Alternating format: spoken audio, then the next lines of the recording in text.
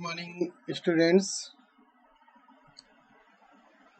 अभी तक हम विंड्स के बारे में पढ़ चुके हैं। तीनों तरह की विंड्स, प्लैनेटरी, सीजनल और लोकल विंड के बारे में जानकारी ली जा चुकी है।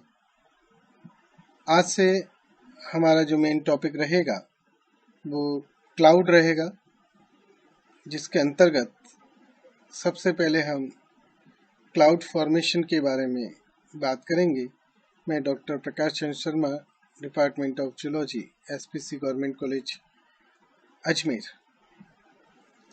तो नटशेल में समझें कि क्लाउड कैसे बनते हैं, क्या होता है, तो उसे आप इस पिक्चर से अच्छे तरीके से समझ सकते हैं कि जब एयर लो प्रेशर की तरफ मूव कर रही है और ख़ास तौर पे जब वो समुद्र के ऊपर से बह रही है, तो ऐसी स्थिति में वो मॉइस्चर पिकअप करती है, गर्म हो रही है, क्योंकि जो सरफेस है वो गर्म है। तो ये गर्म और वेट जो एयर है अपवर्ड राइज करती है, एक्सपैंड होती है और साथ ही साथ कूलिंग भी होती है। अपर ट्रोपोस्फीयर में जाकर के यहाँ पर इसका कंडेंसेशन होगा और प्रेसिपिटेशन होगा। ये हाई प्रेशर की स्थिति बनती है। यहाँ पर आप देखेंगे कि इस प्रोसेस के दौरान हीट रिलीज होती है, जो कि स्पेस में रेडिएट हो जाती है। अल्टीमेटली जो बचता है प्रेसिपिटेशन के बाद, वो कूल एंड ड्राई एयर बचती है और प्रेशर लो होता है। ये अगेन डाउनवर्ड फॉल करती है, एयर का कंप्रेशन होता है, वार्म होती है, और ये जो वार्म और ड्राई एयर जो कि सबसाइड कर रही है, ये सरफेस पर हाई प्रेशर क्रिएट करती है। तो ये एक साइकिल है, एक फ्लो है, किस तरीके से ये पूरा चक्र चलता है। अब हम बात करते हैं आगे हमारे मेन टॉपिक पे कि क्लाउड फॉर्मेशन कैसे होता है। तो क्लाउड फॉर्मेशन को समझने के लिए हमें कई चरणों में इस बात को समझना होगा कि किस तरीके से ये काम होता है। तो यहाँ पर ये मानते हुए कि जो टेम्परेचर है ग्राउंड पर वो 20 डिग्री के आसपास होगा, इस पूरी बात को हम समझते हैं। सबसे पहले एक एयर पार्शियल जो कि ग्राउंड के नज़दीक है, जिसका टेम्परेचर 20 डिग्री के आसपास है और ड्यू पॉइंट 11.8 डिग्री के आसपास है। अब यहाँ पर एक शब्द आया है ड्यू पॉइंट। तो ड्यू पॉइंट आप इसे ऐसा समझिए कि ड्यू पॉइंट वो टेम्परेचर होता है जो एयर के लिए रिक्वायर होता है कि वहां तक एयर ठंडी हो, ताकि उसमें जो रिलेटिव ह्यूमिडिटी है 100% तक पहुंच जाए। ये कांस्टेंट प्रेशर के लिए वैल्यू है। तो इस पॉइंट्स पे एयर और ज़्यादा वाटर को होल्ड नहीं कर सकती गैसियस फॉर्म में। तो यहाँ पर गैस जो होगी वो मॉइस्चर से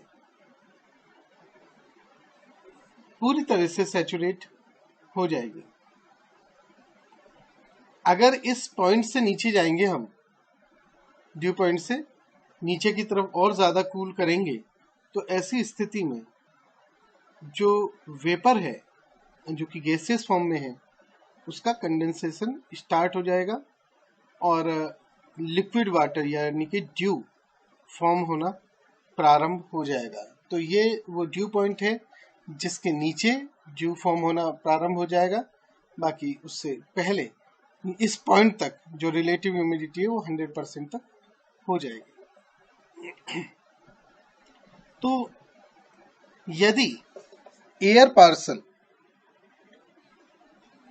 तो यहाँ हम बात कर रहे हैं कि अगर ग्राउंड का जो टेम्परेचर है वो 20 डिग्री है और जो ड्यू पॉइंट है 11.8 डिग्री है, ऐसी स्थिति में अगर कोई एयर पार्सल जो कंपैरेटिवली गर्म है और लेस डेंस है अपने सराउंडिंग एयर से, तो ऐसी स्थिति में ये ऊपर की तरफ बायोंट होगा, राइज करना प्रारंभ करेगा एक इनविजिबल हीलियम बलून की तरह। नेक्स्ट जो इसके अंदर चरण देखने को मिलेगा वो है ड्राई एडियाबेटिक लैप्स रेट से इसका एक्सपांसन होना, गर्म होना। तो जैसे जैसे ये एयर मास ऊपर की तरफ अपवर्ड डायरेक्शन में मूव कर रहा है, तो आसपास का जो सराउंडिंग एनवायरनमेंट है, सराउंडिंग एयर है, उसका रिड्यूस्ड एयर प्रेशर के कारण से इसका एक्सपेंशन प्रारंभ हो जाता है। और क्योंकि टेम्परेचर और प्रेशर में जो रिलेशन है उस हिसाब से यहाँ पर टेम्परेचर ड्रॉप होना प्रारंभ हो जाता है। और ये जो टेम्परेचर ड्रॉप होता है ये ड्राई एडियाबेटिक लैप्स रेट से ड्रॉप होता है, जो कि 10 डिग्री सेंटीग्रेड प्रति किलोमीटर के हिसाब से हो जाती है।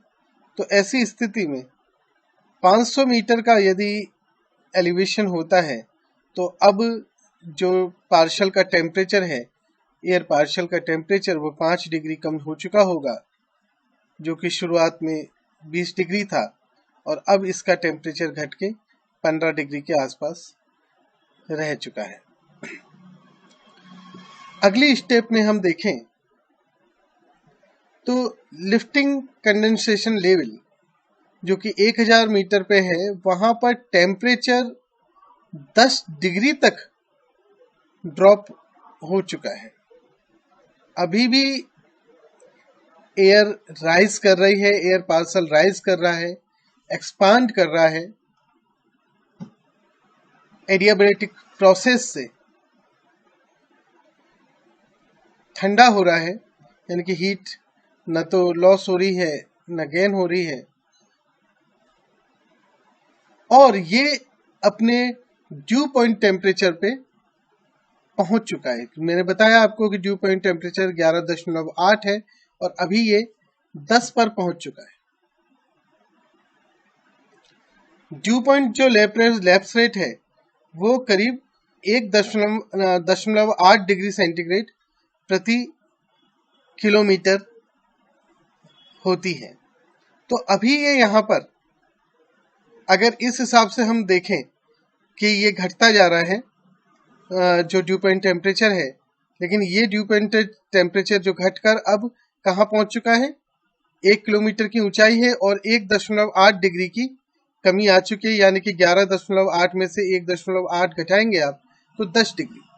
तो टेम्परेचर एयर का 10 डिग्री हो चुका है और ये अपने ड्यू पॉइंट टेम्परेचर पर आ चुका है। ऐसी स्थिति में जो रिलेटिव ह्यूमिडिटी है वो 100% है, एयर पूर्ण रूप से सैचुरेट हो चुकी है।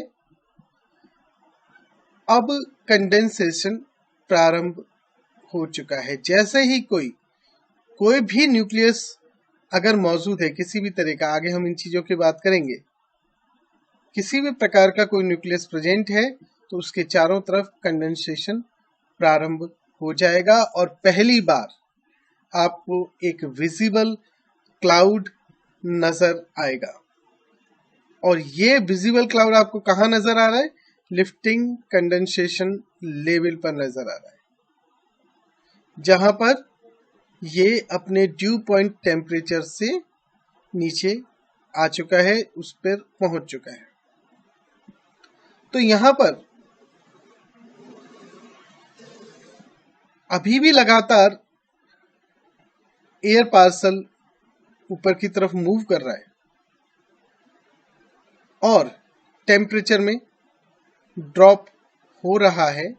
इस कारण से कूलिंग कंटिन्यू है, वाटर ड्रॉपलेट फॉर्म हो रही हैं, क्लाउड देखने को मिल रहा है। आगे आप देखेंगे